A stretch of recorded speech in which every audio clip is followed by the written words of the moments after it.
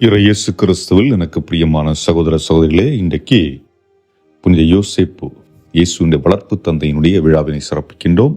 ஆகவே யோசேப்பு பெயரை தாங்கிய, ஜோசப் என்னும் பெயரை தாங்கிய அனைவருக்கும் விழா வாழ்த்துக்களையும் ஆண்டவருடைய ஆசீர்வாதத்தையும் உரித்தாக்கிக் கொள்ளுகின்றேன்.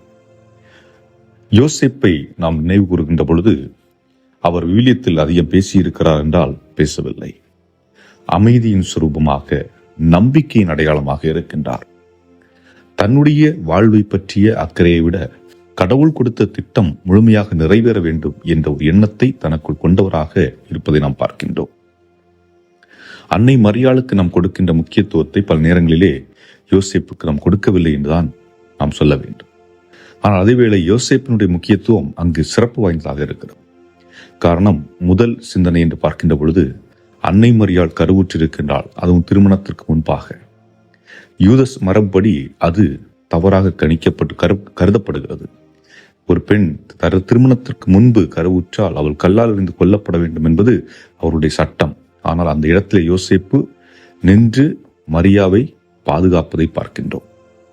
அவர் அந்த நிகழ்வை பெரிதுபடுத்தாமல் அல்லது மற்றவரிடத்திலே அதை தவறென்று சொல்லாமல் மரியாவை ஏற்றுக்கொள்ளுகின்றார். காரணம், இறைவன் தன்னுடைய திட்டத்தை யோசேப்புக்கு தெரிவுபடுத்த யோசேப்பு அதை ஏற்றுக்கொண்டு செயல்படுகின்றார், நிதானமாக செயல்படுகின்றார். அதுபோன்று குழந்தையை கொல்ல வருகிறார்கள் என்று சொல்லுகின்ற பொழுது அந்த குழந்தையை மற்ற இடத்திற்கு, நாசரேத்திற்கு எடுத்துச் செல்வதை பார்க்கின்றோம்.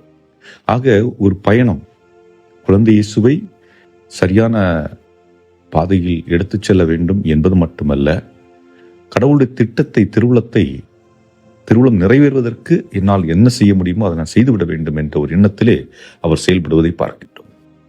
இன்றைய நற்செய்தியிலே குறிப்பாக இயேசு ஆலயத்திற்கு செல்லுகின்றார். அங்கே அவர் தவறிவிடுகின்றார் என்றால் அவர்களால் இயேசுவை கண்டுகொள்ள முடியவில்லை. எங்கிருக்கிறார் என்று அவர்களுக்கு தெரியவில்லை. 3 நாள் தேடுகிறார்கள். என்னால் இன்று அன்றைக்கு அலைபேசியோ அல்லது வாகன வசதிகளோ இல்லை. இன்றைக்கு நம்ம யாரோ ஒருத்தர் தொலைந்து போயிட்டா உடனே ஃபோன் பண்ணி இருக்கிறாங்களா இல்லையா, நியூஸ் பேப்பரில் போடுறது, ஜேர்னலில் பலவிதமான வாய்ப்புகள் இன்று அதிகமாக அதிகரித்து இருக்கின்றன. ஆனால் அன்றைய காலகட்டத்திலே அவ்வளவு வாய்ப்புகள் இருந்ததா என்றால் இல்லை. ஆகவே தொலைந்த இடத்திற்கு சென்று தேட வேண்டும்.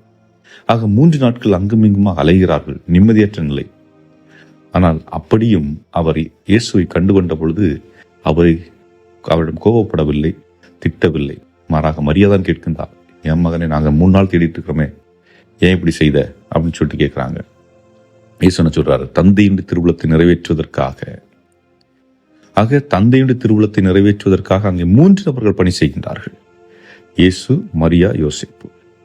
ஆக இந்த யோசேப்பு நம்முடைய வாழ்விலும் நாம் எப்படி வாழ வேண்டும் என்பதற்கு பலவற்றை கற்றுக் கொடுக்கின்றார். ஒன்று, விசுவாசத்தோடு இருக்க வேண்டும். அந்த விசுவாசத்தில் நாம் மன அமைதி, பொறுமை இவற்றை கடைபிடிக்கக்கூடியவர்களாக இருக்க வேண்டும்.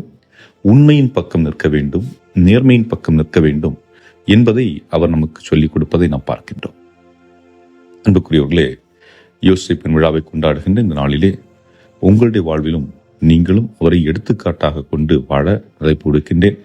அதோடு புனித அவிலத்தரசம் அவர்கள் சொல்லுவார்கள், நான் தேவையில் இருக்கின்ற பொழுது பல நேரங்களிலே யோசேப்பை அணுகுவதுண்டு.